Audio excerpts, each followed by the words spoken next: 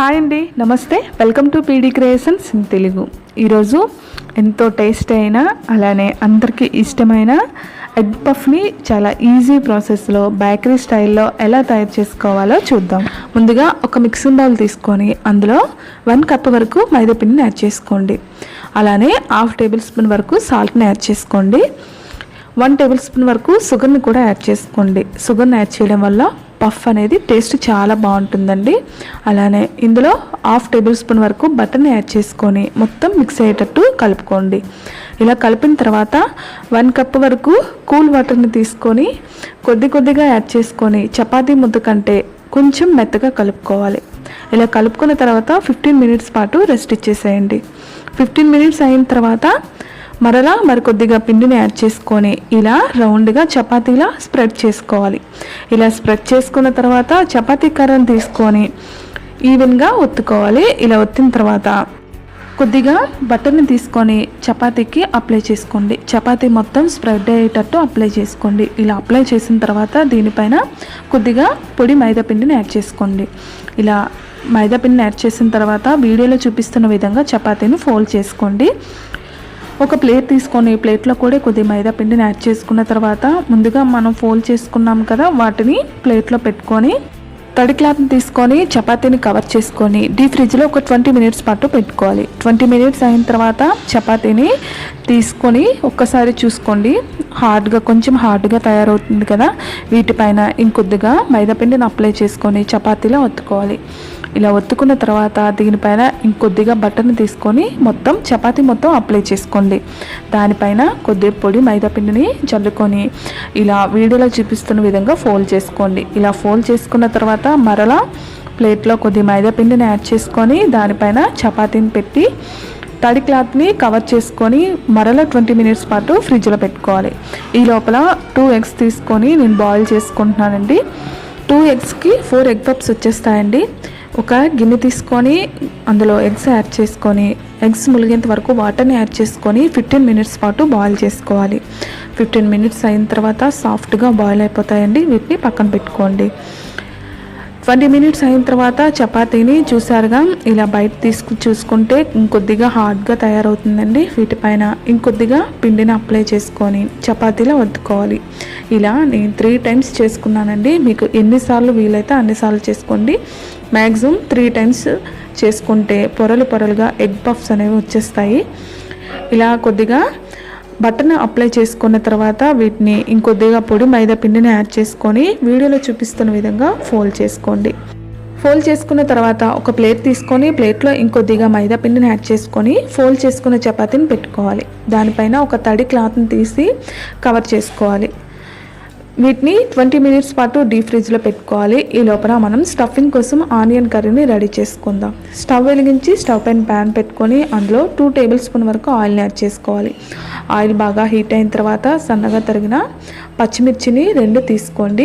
అలానే 3 medium size ఉల్లిపాయలు ఎంత సన్నగా వీలైతే అంత సన్నగా కట్ చేసుకోండి. లేదంటే మిక్సీ జార్లో కూడా యాడ్ చేసుకోవచ్చు. వీటిని బాగా ఫ్రై చేసుకోవాలి. మంటని మీడియం ఫ్లేమ్లోనే పెట్టుకొని ఫ్రై చేసుకోండి. ఇందులో 1 టేబుల్ స్పూన్ వరకు అల్లం వెల్లుల్లి పేస్ట్ని యాడ్ చేసుకోండి.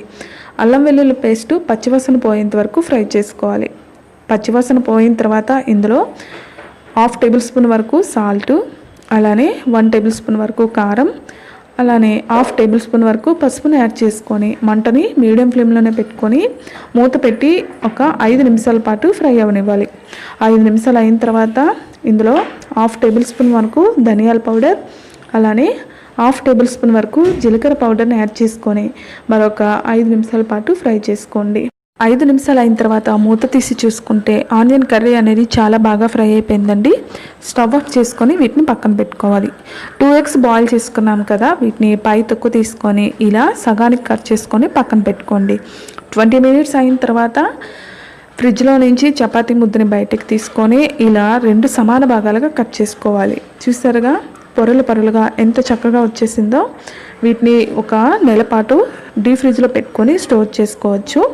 ఇలా ఒక భాగాన్ని తీసుకొని అందులో కొద్దిగా పిండిని యాడ్ చేసుకొని చపాతీలా ఒత్తుకోవాలి.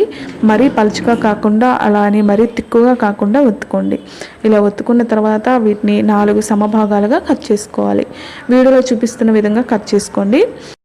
ఒక పఫ్ షీట్ని తీసుకొని అందులో 1 స్పూన్ వరకు ఆనియన్ కర్రీని పెట్టుకోవాలి. దానిపైన సగాని వరకు కట్ చేసుకున్న ఎగ్స్ని పెట్టి కొద్దిగా వాటర్ని యాడ్ చేసుకుంటూ ఇలా వీడియోలో చూపిస్తున్న విధంగా అతికించుకోండి. నేను ఒకవైపే అతికించుకుంటున్నానంటే మీరు కావాలంటే 2 వైపులా కూడా అతికించుకోవచ్చు. అలానే ఇంకొక పఫ్ షీట్ని తీసుకొని దాంట్లో 1 స్పూన్ వరకు ఆనియన్ కర్రీని యాడ్ చేసుకొని సగాని వరకు కట్ చేసుకున్న ఎగ్ని యాడ్ చేసుకోవాలి.